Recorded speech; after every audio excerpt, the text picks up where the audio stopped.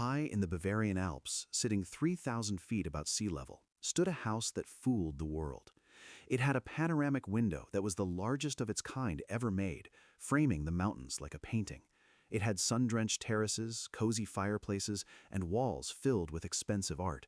To the world, this was the home of a simple man, a lover of nature, a statesman who preferred the quiet of the forest to the noise of Berlin. Magazines like Homes and Gardens featured it. Diplomats were charmed by it. Prime ministers sat on its patio and believed they could negotiate peace with the man who poured their tea. But the Berghof was not a home. It was a stage set, and it was not built with a salary.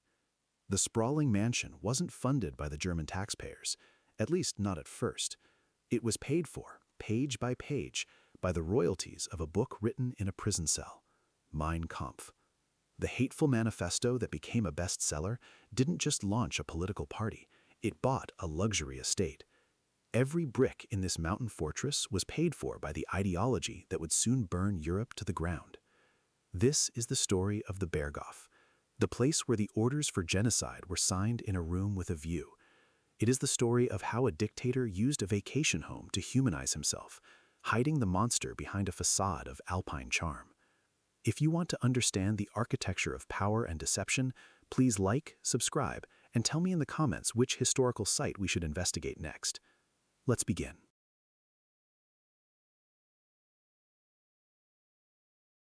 When Adolf Hitler was released from Landsberg prison in December 1924, he was not the dictator of Germany, he was a parolee. He was a convicted felon, stripped of his rights to speak publicly in many German states, and threatened with deportation to Austria. The failed coup in Munich had left his party shattered and his finances in ruin. He needed a place to hide, to regroup, and to plot his return to power. He found it not in a city, but in the remote corner of Bavaria, near the Austrian border.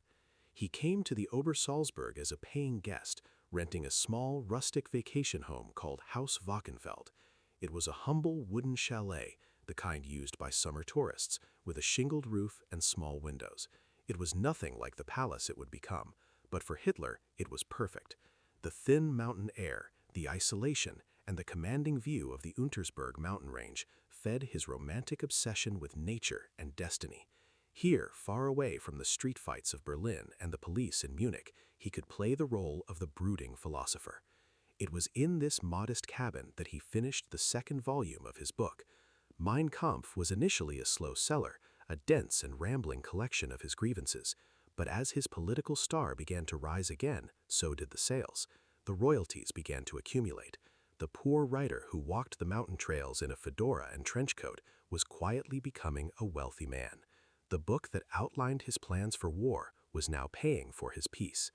In these early years, the locals saw him as an eccentricity, a strange man who stared at the mountains for hours, ate vegetables, and ranted to his small circle of sycophants. They had no idea that this Austrian agitator was already laying claim to their mountain. He wasn't just renting a room, he was scouting a fortress. The Obersalzberg was about to be transformed from a quiet farming community into the second seat of government for the Third Reich.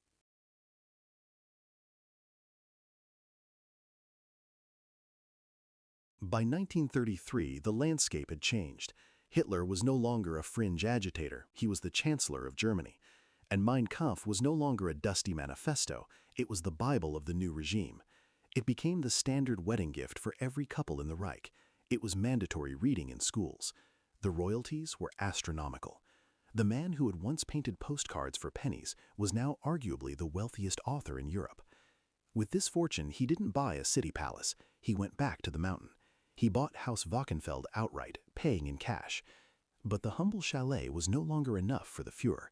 He needed a residence that matched his new status, a place that could host kings and generals. He sat down with his architects and began sketching the designs himself. He didn't want a fortress that looked like a bunker. He wanted a home that looked like a postcard. He renamed it the Berghof, the mountain court. The renovations were massive. The simple wooden walls were reinforced with stone. The cellar was dug out to create the beginnings of a vast underground complex. He added a great hall, guest wings, and a garage for his fleet of Mercedes limousines. Yet he insisted on keeping the rustic Bavarian style. It was a calculated design choice. He wanted the German people to see him not as a politician in a Berlin suit, but as a man of the soil, a simple Bavarian living in harmony with nature, a lifestyle paid for by the book they were all forced to buy.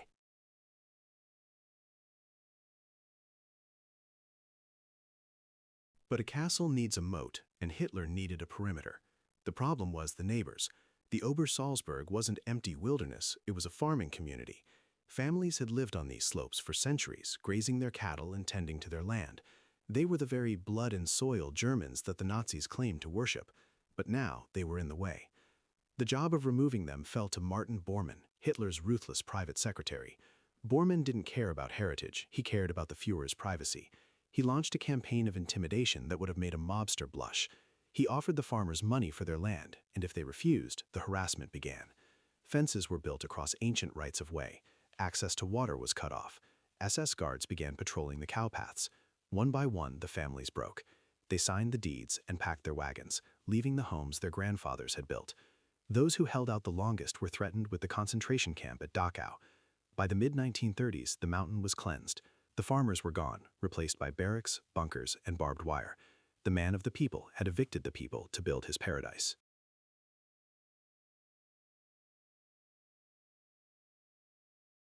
By 1936, the transformation was complete. The centerpiece of the new Berghof was the Great Hall, a room designed to stun every visitor who walked through the door. It was cavernous, furnished with overstuffed sofas, heavy tapestries, and expensive Persian rugs. But everything in the room pointed to one thing: the window. It was a single pane of glass, 25 feet wide, that could be lowered into the floor by an electric motor. It didn't just frame the view, it devoured it. The window was a psychological weapon. When foreign leaders like Lloyd George or the Prime Minister of Austria sat on the sofa, they were dwarfed by the scale of the Alps behind the Führer. It created an optical illusion of dominance. Hitler wasn't just a politician in a room, he was a titan suspended against the sky, backed by the eternal, unmovable force of nature. He would sit there for hours, monologuing to his guests, while the weather turned from sunshine to storm outside the glass, using the scenery as a dramatic backdrop for his threats. The room was filled with contradictions. It was designed to look like a cozy, oversized living room filled with art and warm light, but hidden behind the wood paneling was a cinema projection booth. Hidden behind the casual conversations were stenographers, and hidden beneath the floor was a complex heating system to combat the mountain chill. It was a high-tech bunker dressed up as a country lodge. Hitler curated every inch of this space. He chose the paintings of nude mythological figures, carefully avoiding degenerate modern art. He positioned the globes and the architectural models of the new Berlin he planned to build. The Great Hall was his personal theater, and every guest who entered was an extra in his production. They came to see a statesman. They left intimidated by a demigod who seemingly commanded the mountains themselves.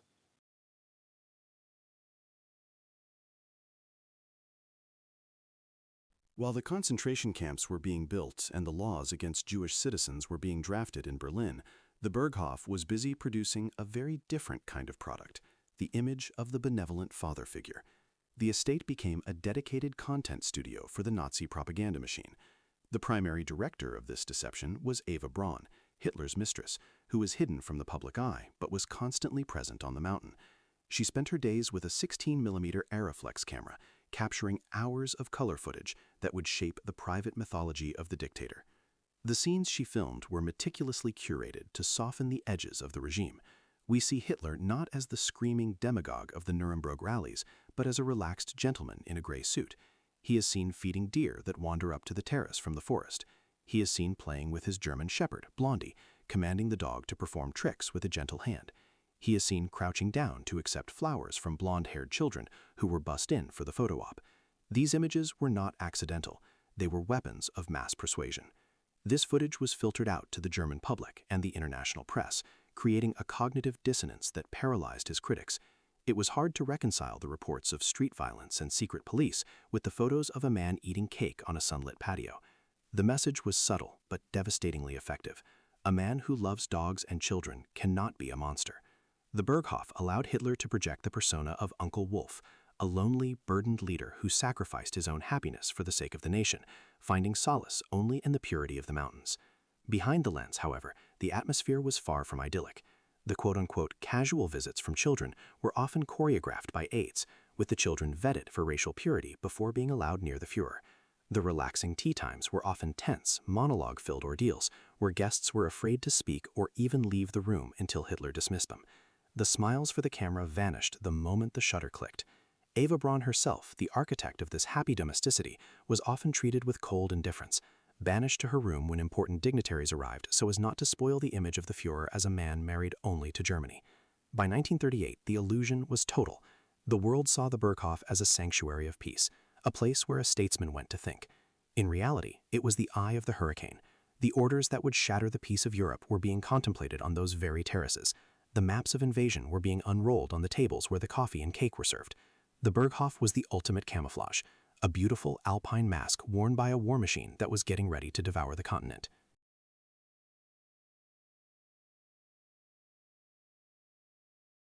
As the summer of 1939 heated up, the Berghof ceased to be a vacation home and became the de facto capital of Europe.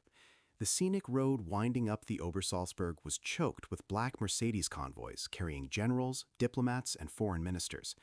They came to the mountain to plead for peace, but they found a man who had already decided on war. The Great Hall, with its panoramic window, became the stage for a high-stakes psychological drama. The British Prime Minister, Neville Chamberlain, had already made Utrecht, an old man with an umbrella trying to reason with a dictator who viewed negotiation as a weakness. Hitler used the setting to his advantage, letting the sheer scale of the Alps underscore his own unbending will. He would rant, he would charm, and he would lie, all while the clouds drifted past the glass like ghosts. The atmosphere inside the house during these final days of peace was suffocating. The air smelled of expensive flowers and tension.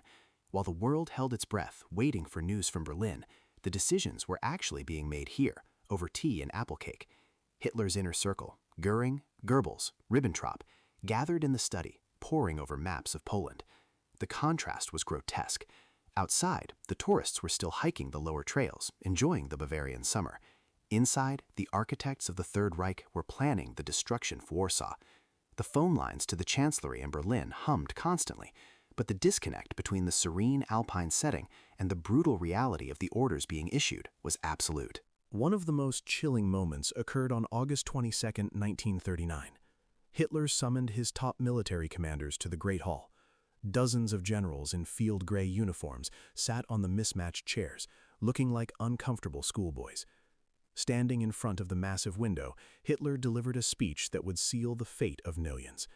"Our strength consists in our speed and in our brutality," he told them.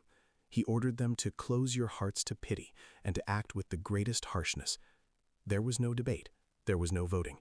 The order to invade Poland, the spark that would ignite World War II, was given in a room designed for leisure, surrounded by the beauty of God's creation. The pact with Stalin, the Molotov-Ribbentrop Pact, was also celebrated here. When the news came through that the Soviet Union would not oppose the invasion, the mood in the Berghof shifted from tension to euphoria. Champagne was opened. The fear of a two-front war which had haunted German generals since 1918 had been erased with a single diplomatic stroke. Hitler stood on the terrace, looking out at the Untersberg, believing he had outsmarted history itself. He felt invincible. The mountain air, he claimed, gave him a clarity that the stale air of Berlin could not. He was high above the world, looking down on the nations he intended to conquer, like pieces on a game board. But as the date of the invasion approached, the Berghof began to empty out. The staff covered the furniture. The heavy curtains were drawn. The peaceful leader persona was no longer needed. The warlord was heading to the front. On the night he left for Berlin to oversee the attack, the house stood silent and dark on the ridge. The stage set had served its purpose. It had bought him time.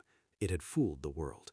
And now the doors were locked, and the man who had built his fortune on a book of hate went out to write the next chapter in blood. The mountain court waited in the shadows, its master gone to burn the world he had watched from his window.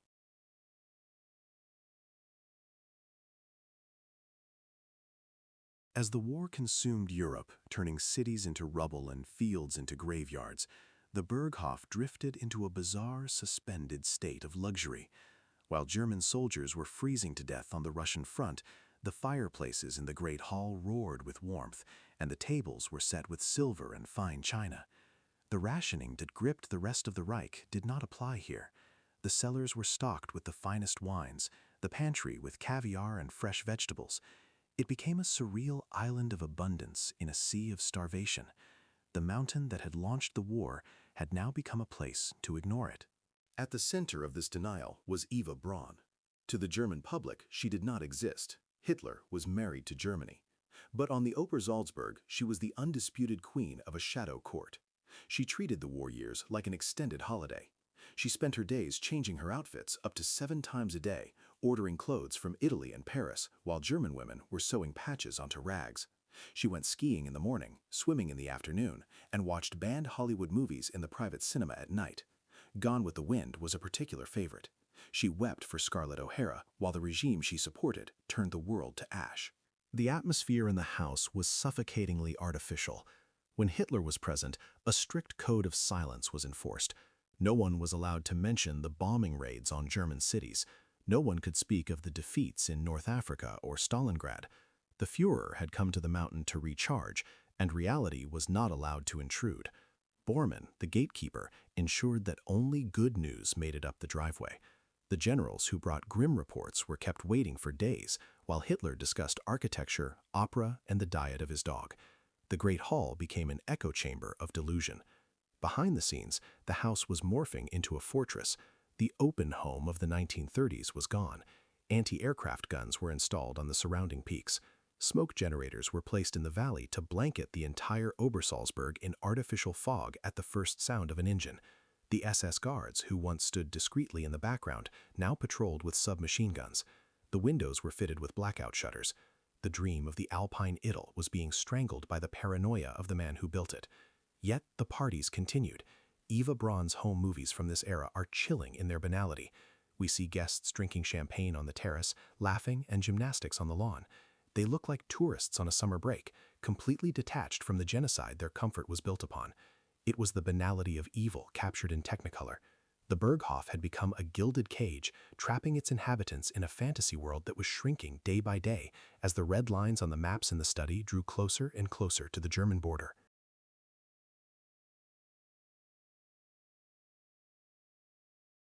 By 1944, the pretense of a country home was abandoned completely. The Allies ruled the skies over Europe, and the glass walls of the Berghof, once a symbol of openness, were now a liability. The mountain that Hitler had cleansed of farmers was now being hollowed out by slave labor. A massive complex of tunnels and bunkers was blasted into the rock beneath the house. It was a subterranean city equipped with independent ventilation, heating, and communication systems. The eagle's nest had become a mole's burrow. Hitler himself had changed just as drastically as the house. The man who walked the halls in 1944 was a trembling shell of the dictator who had stared out the Great Window in 1939. His left hand shook uncontrollably. He walked with a stoop. His eyes were glazed from the cocktail of drugs administered by his personal physician, Theodore Morell. He spent less time on the sunny terrace and more time in the damp, concrete darkness of the bunkers. The mountain court had become a hospice for a dying regime. The disconnect between the surface and the underground was absolute. Above, the porcelain was still dusted, and the view remained pristine. Below, the air was stale and filled with the hum of generators. The fear of assassination and aerial bombardment turned the Obersalzberg into a paranoid fortress. The SS guards were no longer just for show, they were expecting an attack at any moment. The neighbors were long gone, replaced by anti-aircraft batteries that scarred the Alpine meadows. On July 14, 1944, the end came quietly. Hitler walked out of the Berghof for the last time. There was no grand ceremony. He got into his armored Mercedes, drove down the winding road he had built, and headed for his headquarters in the east, the Wolf's Lair. He would never see his mountain again. He left behind the house, the view, and the illusion of the peaceful leader. The Berghof stood empty on the ridge, a hollow stage waiting for the final curtain to fall. The master had fled, leaving his creation to face the wrath of the world he had set on fire.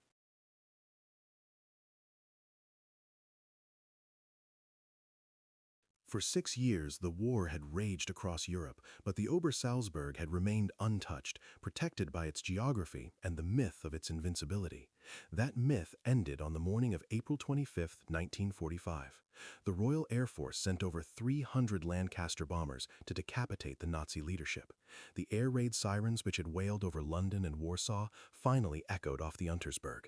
The mountain that Hitler had treated as his personal kingdom was turned into a volcano of fire and debris. The bombing was devastatingly accurate. The Berghof took direct hits. The roof was smashed, the great window was shattered, and the walls that had hosted prime ministers were reduced to jagged teeth of masonry. But the destruction wasn't finished by the British. As the SS guards prepared to flee the advancing Allied armies, they followed a final scorched earth order. They doused the ruins in petrol and set the house ablaze. The mountain court burned for days, a funeral pyre for the Third Reich. When the first American and French troops finally drove their tanks up the winding road a few days later, they didn't find a fortress, they found a smoking skeleton. The discipline of the armies dissolved into a frenzy of looting. Soldiers who had fought their way from Normandy to the Alps poured into the ruins. They raided the wine cellars, drinking vintage champagne from the bottle. They stripped the walls of tapestries. They broke off pieces of the marble fireplace's souvenirs. The library, filled with the books that had paid for a house, was picked clean. The scene was chaotic and symbolic. Soldiers from the 101st Airborne and the French 2nd Armored Division sat on the terrace where Hitler had once posed for propaganda photos, drinking his wine and mocking his legacy. The great globe that had stood in the study was punched and kicked. The privacy that Bormann had ruthlessly enforced with barbed wire and guns was violated by thousands of muddy boots. The house that was built to intimidate the world was now just a gift shop for the victors.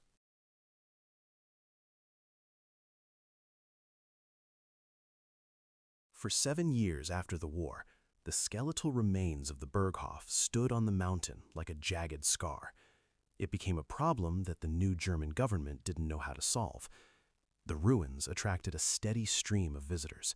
Most were curious tourists, Americans and Europeans wanting to see the lair of the beast. But others came for darker reasons. On Hitler's birthday, candles would appear in the rubble. Flowers were left on the shattered steps. The burnt-out shell was threatening to become a shrine for the unrepentant, a pilgrimage site for those who still believed in the dream that had killed millions. The Bavarian government realized that as long as the stone stood, the ghost of the Führer would haunt the Obersalzberg. They couldn't allow the mountain to become a monument to a monster. The decision was made to finish what the Royal Air Force had started. They didn't just want to demolish it, they wanted to erase it. They wanted to scrub the geography clean. On April 30, 1952, exactly 7 years to the day after Hitler committed suicide in his Berlin bunker, the demolition teams arrived. They drilled holes into the remaining walls of the Great Hall and the guest wings. They packed them with dynamite. With a series of thunderous explosions, the mountain court was finally leveled. The dust settled over the valley, and the most famous house in the history of the Third Reich was reduced to a pile of crushed masonry. But even that wasn't enough. The government was terrified that people would collect the rubble as holy relics, so the site was buried. Earth was bulldozed over the foundations. Fast-growing spruce trees were planted in a grid over the area to hide the scars. The goal was total amnesia. They wanted nature to swallow the history, to turn the capital of terror back into an anonymous patch of forest. They tried to delete the Berghof from the map.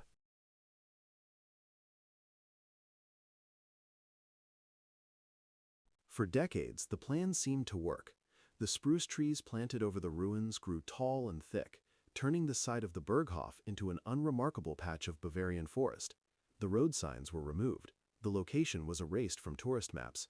If you didn't know exactly where to look, you would walk right past the place where the Second World War was engineered. The Obersalzberg became a ski resort and a recreation center, its dark past buried under layers of snow and silence. But history is stubborn. You can blow up the walls, but you cannot blow up the memory. In the 1990s, as the American military finally handed the area back to the Bavarian government, the curious began to return. They wandered off the marked trails, pushing through the undergrowth, looking for the ghost of the house. And they found it, because you cannot easily erase a foundation built on a mountainside. Deep in the woods, the massive stone retaining wall still stands. It is the same wall that appeared in 1,000 propaganda photographs, the one where Hitler leaned casually while chatting with his generals. Today, it is covered in moss and graffiti, half swallowed by the earth, but it remains the only recognizable piece of the mountain court. It stands as a concrete ghost, a stubborn reminder of the structure that once dominated the slope. The existence of these ruins forced a new reckoning. The government realized that silence was not enough. Silence allowed myths to grow. To counter the neo-Nazis and the souvenir hunters, they opened the documentation center Obersalzberg nearby. It's a museum designed not to celebrate the site, but to dissect it. It uses facts, photographs, and the chilling reality of the bunker systems to destroy the glamour of the Alpine fortress. They stopped trying to hide the monster and started trying to explain how he tricked the world.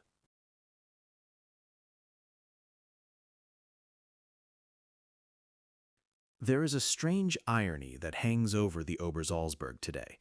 Every year, hundreds of thousands of tourists flock to the mountain to see Hitler's home.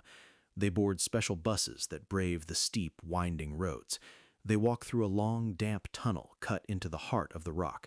They ride a brass-lined elevator that rises 400 feet through the mountain's core to emerge at the summit. They step out into a stone tea house with a breathtaking view of the Alps, believing they are standing in the dictator's living room. They are wrong. This building is the Kelstein House, known to the Allies as the Eagle's Nest. It was not Hitler's home.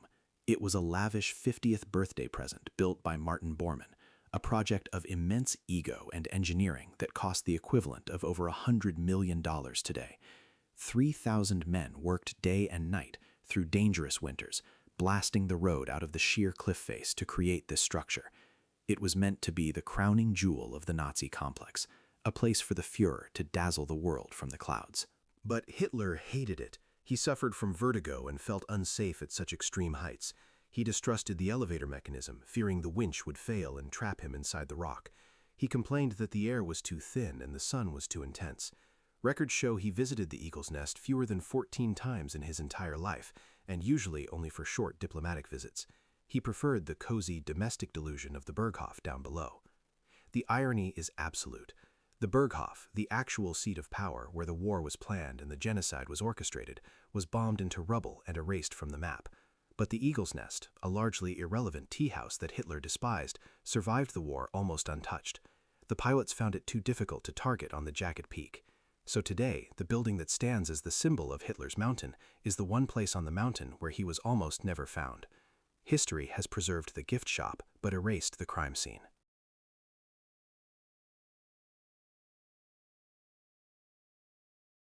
In the early 2000s, the Bavarian government made a controversial decision. They decided that the Obersalzberg should no longer be defined by its ghosts. They wanted to reclaim the mountain for tourism, not as a historical site, but as a destination for leisure, just as it had been before 1933. They authorized the construction of a 5-star luxury hotel, the Intercontinental, now a Kempinski, just a few hundred yards from where the Berghof once stood. The announcement sparked a firestorm of debate. Survivors of the Holocaust and historians argued that building a spa and a golf course on the same hill where the extermination of the Jewish people was planned was a grotesque insult. They called it the Disneyfication of evil. They feared that guests would sip cocktails on the terrace and admire the same view that Hitler had admired, completely disconnected from the blood soaked into the soil beneath them. But the state pressed forward. They argued that the best way to defeat the Nazi legacy was to normalize the site. They didn't want the Obersalzberg to remain a brown mountain, forever stigmatized by 12 years of history. They wanted to bring life back to a place of death.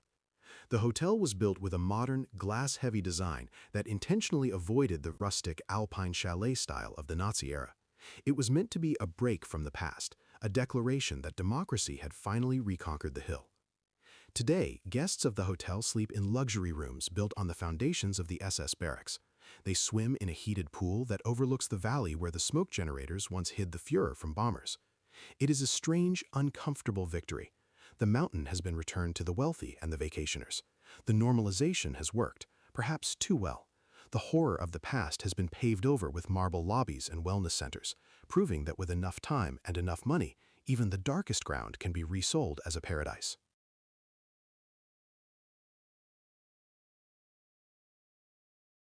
While the hotel offers a view of the mountains, the true reality of the Obersalzberg lies beneath the feet of the guests. If you leave the lobby and walk a short distance to the documentation center, you can descend into the only part of Hitler's fortress that survived the explosives and the bulldozers, the bunkers. This is where the glamour ends. The moment you step into the damp, cold tunnels, the alpine idyll evaporates. You are surrounded by thousands of tons of raw concrete, dripping with condensation. The air is stale. The corridors stretch on for miles, a claustrophobic labyrinth designed to protect the Nazi elite while the nation above them burned.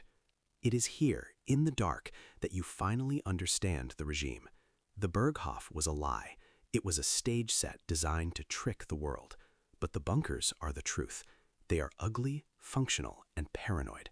They were built by slave laborers who were worked to death in the rock solely to save the lives of the men who started the war.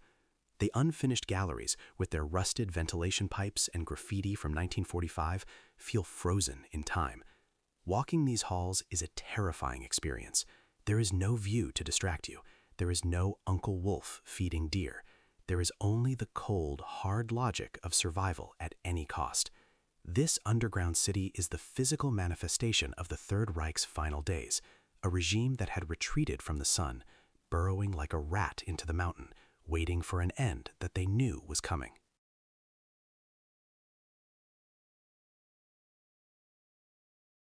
In a final twist of history, the fate of the house and the book remained linked long after the man was dead.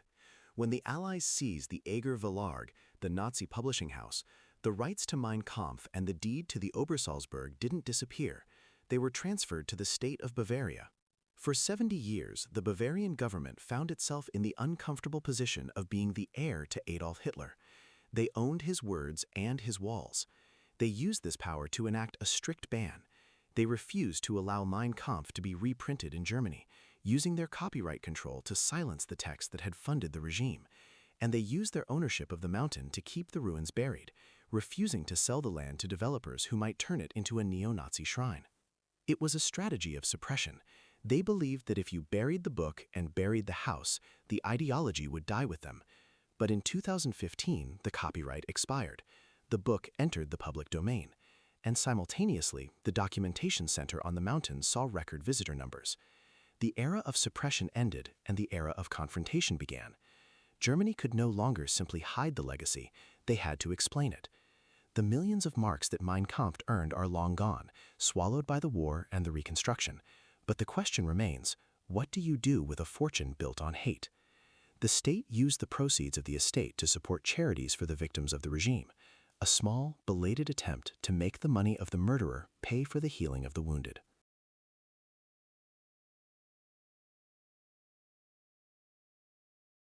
Today, if you stand on the site where the great panoramic window once was, you see exactly what Hitler saw.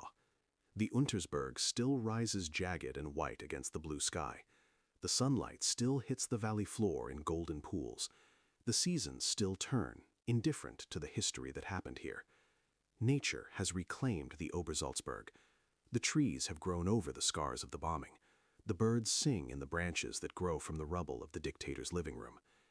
This is the final haunting lesson of the Berghof. Evil does not always look like a dungeon. Sometimes it looks like a postcard. It can appreciate art, it can love dogs, and it can admire a sunset, all while planning the destruction of the world. The beauty of the Alps served as a mask for the horror, a way to convince a nation that their leader was a man of higher moral standing because he lived in clean air.